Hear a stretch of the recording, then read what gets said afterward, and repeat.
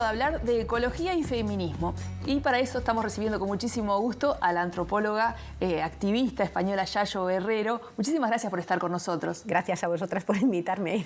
La pregunta esa de qué tienen en común la ecología y el feminismo debe ser la pregunta que te hicieron más en tu vida, Sí, Yayo. la verdad que sí.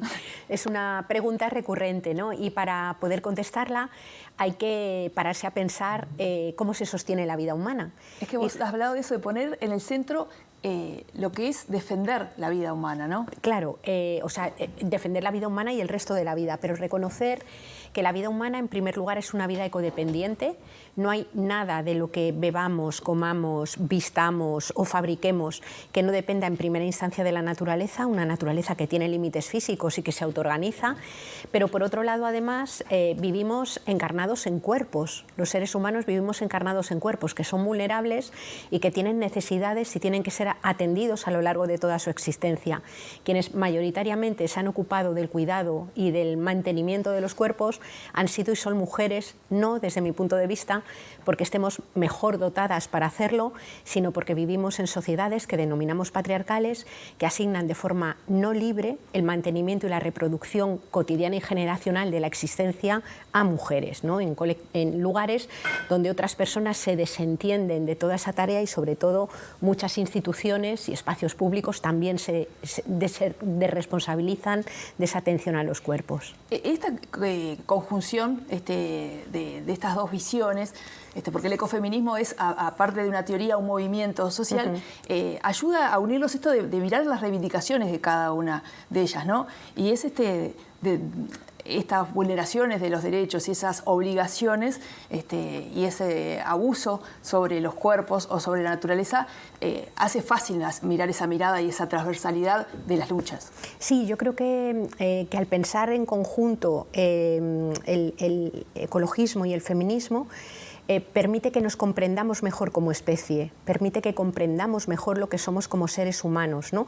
Y entender que las luchas en defensa de la vivienda, en defensa del territorio, por una alimentación saludable, las luchas en defensa del agua, en defensa de la posibilidad de recibir los cuidados que necesitamos y merecemos a lo largo del tiempo están profundamente conectadas y que lo que hay detrás, digamos, es un mismo modelo económico que depreda el territorio, que explota el tiempo de las personas, tanto en los trabajos remunerados como en los trabajos no remunerados que se hacen mayoritariamente dentro de los hogares, los hacen mayoritariamente mujeres o comunidades.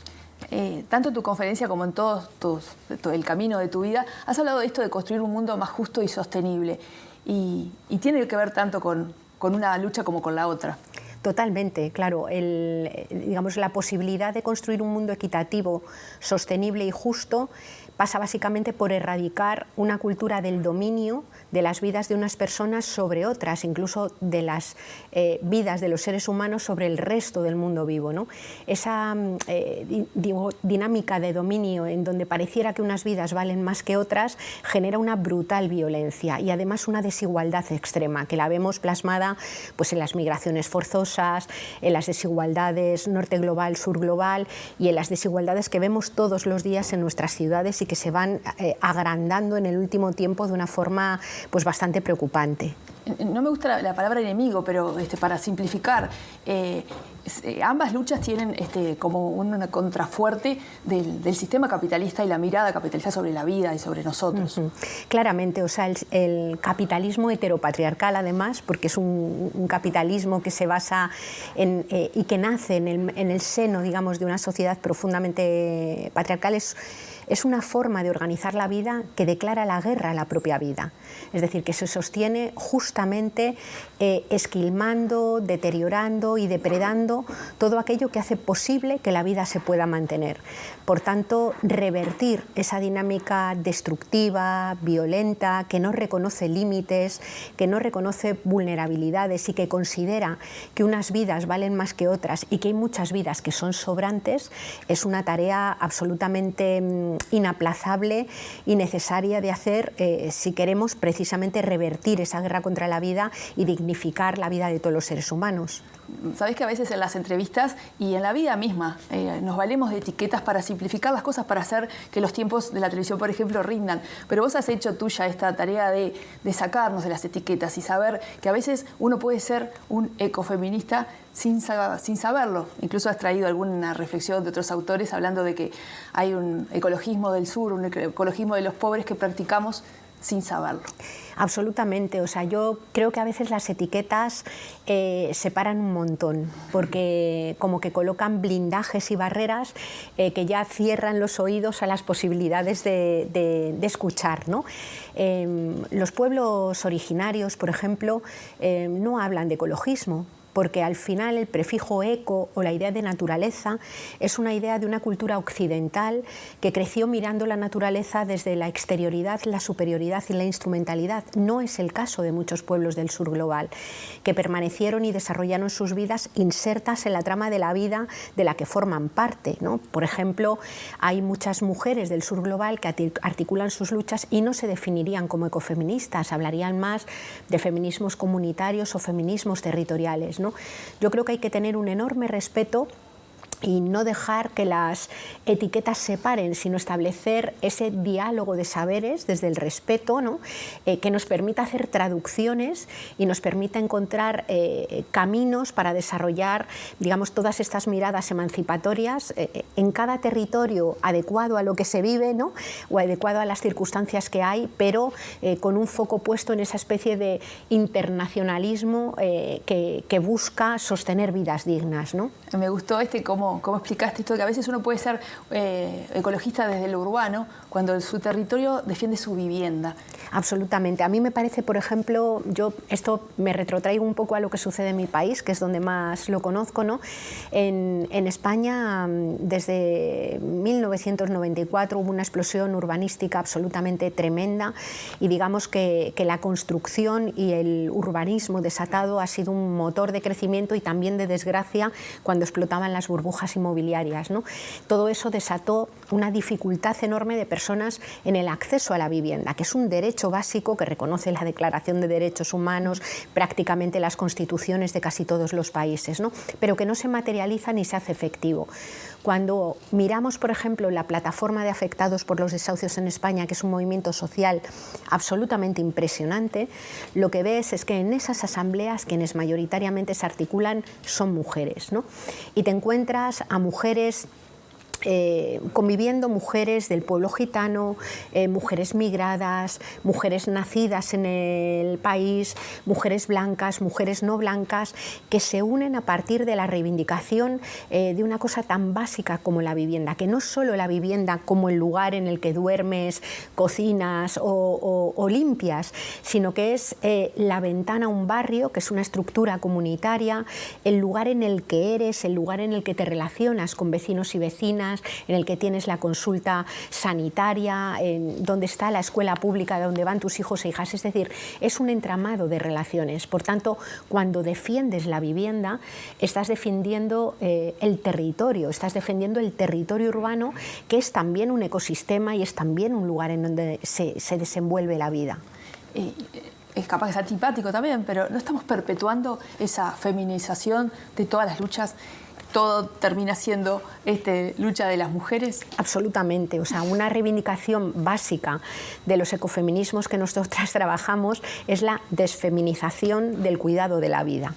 Es decir, es preciso revalorizar el trabajo de cuidado, darle valor y ver que sin ello no se sostiene nada. Es decir, que para que haya producción en términos capitalistas hay una precondición que es la producción de vida y que está invisibilizada, que no hay capitalismo posible sin cuidados y sin naturaleza, como no hay tecnología posible sin cuidados y naturaleza, pero con el objetivo de darle valor, darle centralidad y exigir una corresponsabilidad en la asunción de todas esas tareas de cuidados.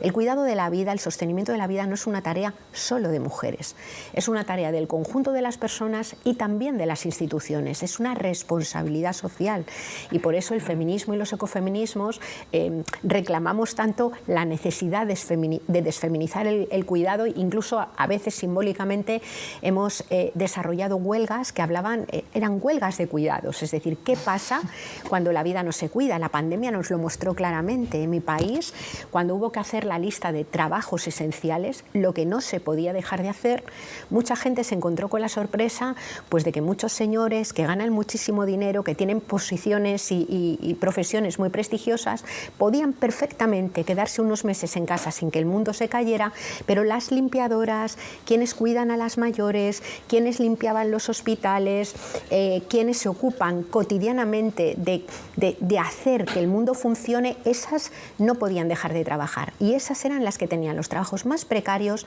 peor pagados, menos protegidos, más desvalorizados de todo el mercado laboral. Qué impresionante. Acabas de hablar, qué educativo que fue para muchos esto de la pandemia, pero acabas de hablar de eso, de que la experiencia de tu país es la que más conoces, pero con el Uruguay tenés una relación de muchos años.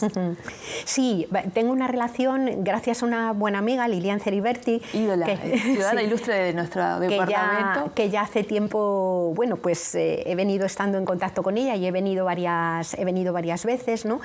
Y bueno, por lo que hablo con ella me da la sensación de que muchas veces las problemáticas que atravesamos no son tan diferentes, no son tan distintas. Es decir, que todo lo que tiene que ver con la invisibilidad del cuidado, con las violencias sobre la vida, con las explotaciones, con el deterioro de condiciones básicas de existencia, con toda la cuestión que tiene que ver con la defensa del territorio, con frenar proyectos especulativos inmobiliarios, con la reivindicación de una soberanía alimentaria, del derecho al agua, en realidad son cuestiones comunes, salvando las diferencias que hay entre estar en un lugar del mundo donde la dinámica es absolutamente extractiva y explotadora y continúa siendo colonial, porque la Unión Europea y el proyecto de la Unión Europea es un proyecto que se sostiene sobre el extractivismo y sobre el tratamiento de otros lugares del planeta como grandes minas y grandes vertederos, pero en realidad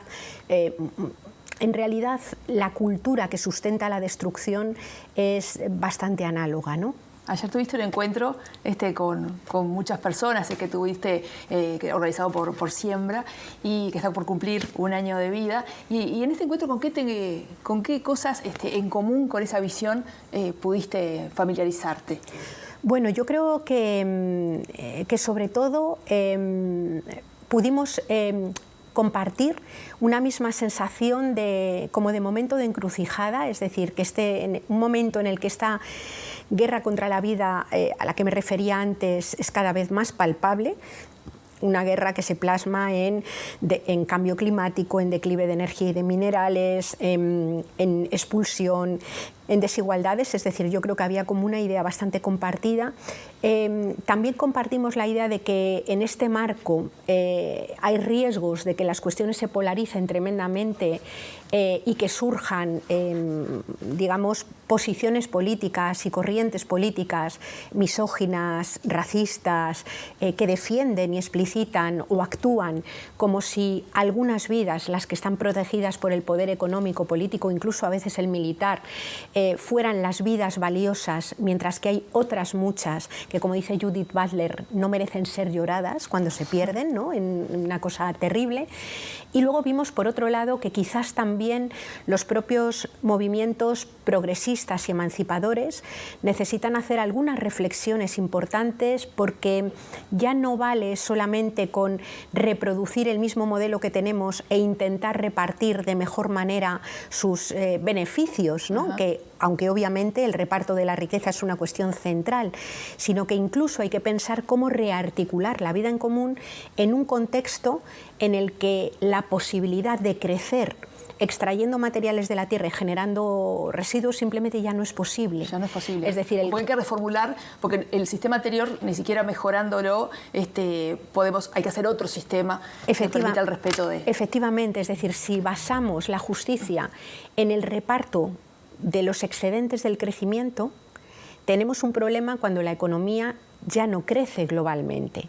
Y el problema es con las lógicas que hemos tenido hasta ahora, la economía ya no va a crecer, porque no hay ni petróleo, ni minerales, ni productos naturales. Claro, hay un cambio climático que es galopante y que pone en dificultad para que se reproduzcan las cosechas. Luego, por tanto, la clave va a ser repartir, o sea, producir de otra manera y generar dinámicas de reparto mucho más radicales de las que hemos tenido hasta ahora. Ya no vamos a tener un mundo para repartir. Eso es. Quiero decirte que para nosotros es un honor que estés acá. Sabemos que, no sé si es la única o fueron 2 entrevistas que tuviste nada más en nuestro país. Llegaste ayer, tuviste la conferencia de noche, te vas hoy mismo para Buenos Aires. Realmente un placer como este humilde canal público de la ciudad, que estés con nosotros y que nos hayas dejado parte de tu sabiduría y de tu aprendizaje de tantos años de vida. No, muchísimas gracias a vosotras por haber hecho este hueco, de verdad. Un hueco que disfrutamos muchísimo. Gracias. Yayo Herrera estuvo con nosotros y nosotros nos vamos